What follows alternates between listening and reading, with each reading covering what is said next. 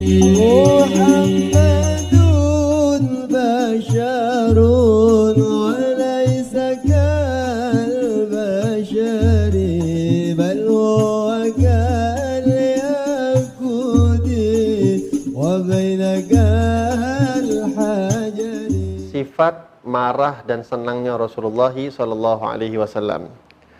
Dikatakan Rasulullah sallallahu alaihi wasallam, beliau kalau dalam keadaan sedang marah, itu nampak daripada wajah beliau terpancar bahwasanya beliau sallallahu alaihi wasallam sedang dalam keadaan marah. Dan dikatakan Rasulullah sallallahu alaihi wasallam kalau marah itu wajah beliau sampai memerah. Rasulullah sallallahu alaihi wasallam kalau beliau marah dalam keadaan berdiri, Rasulullah segera duduk.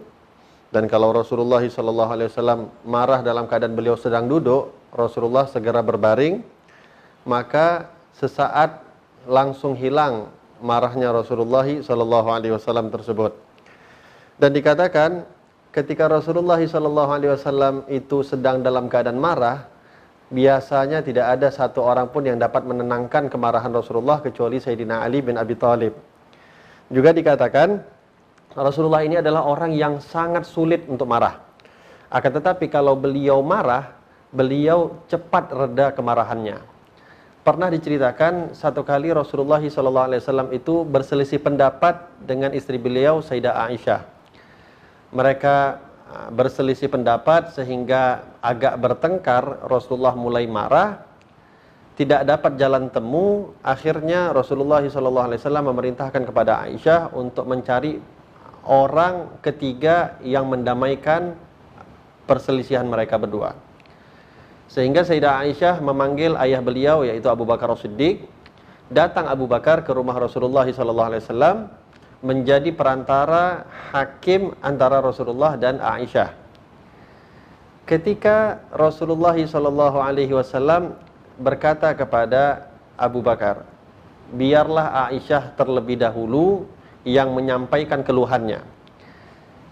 Kata Aisyah, enggak, aku ingin engkau dulu yang menyampaikan keluhanmu, setelah itu aku. Tapi terselip daripada kata Sayyidah Aisyah kepada Rasulullah SAW, Sayyidah Aisyah mengatakan, tapi tolong ketika engkau sampaikan keluhanmu, tolong sampaikan dengan jujur ya.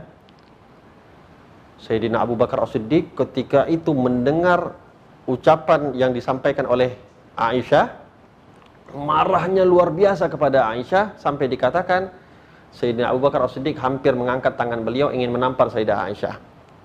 Ditahan oleh Rasulullah SAW.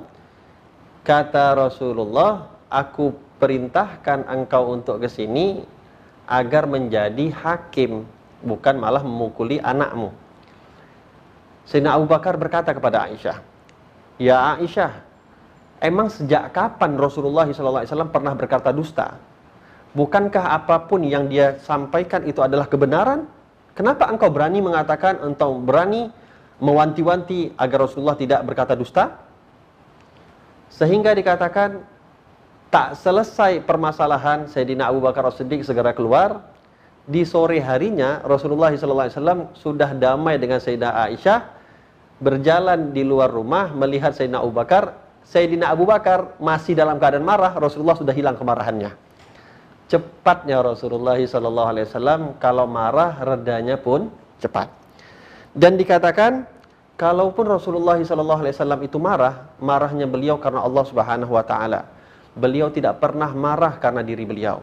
Sehingga kita sering mendengar bagaimana orang-orang kafir Quraisy, orang-orang yang ada di kota Taif, menyiksa beliau, memaki beliau, menghinakan beliau, tapi sedikit pun beliau tidak pernah marah dan membalas perilaku mereka dengan kemarahan. Akan tetapi ketika para sahabat melanggar aturan-aturan Allah, Rasulullah SAW marahnya luar biasa. Dan dikatakan Rasulullah SAW kalau dalam keadaan tidak suka akan suatu hal, maka terpancar daripada wajah Nabi Muhammad SAW ketidaksukaannya Rasulullah sallallahu alaihi wasallam. Itu adalah sifat marahnya Rasulullah sallallahu alaihi wasallam. Dan dikatakan kalau Rasulullah sallallahu alaihi wasallam dalam keadaan sedang berbahagia, terpancar daripada wajah Nabi SAW sebagaimana sinar rembulan yang begitu terang bahagianya Rasulullah sallallahu alaihi wasallam. Mudah-mudahan kita dapat meniru akhlak Nabi sallallahu alaihi wasallam, marah karena Allah bukan karena diri kita pribadi. Assalamualaikum warahmatullahi wabarakatuh.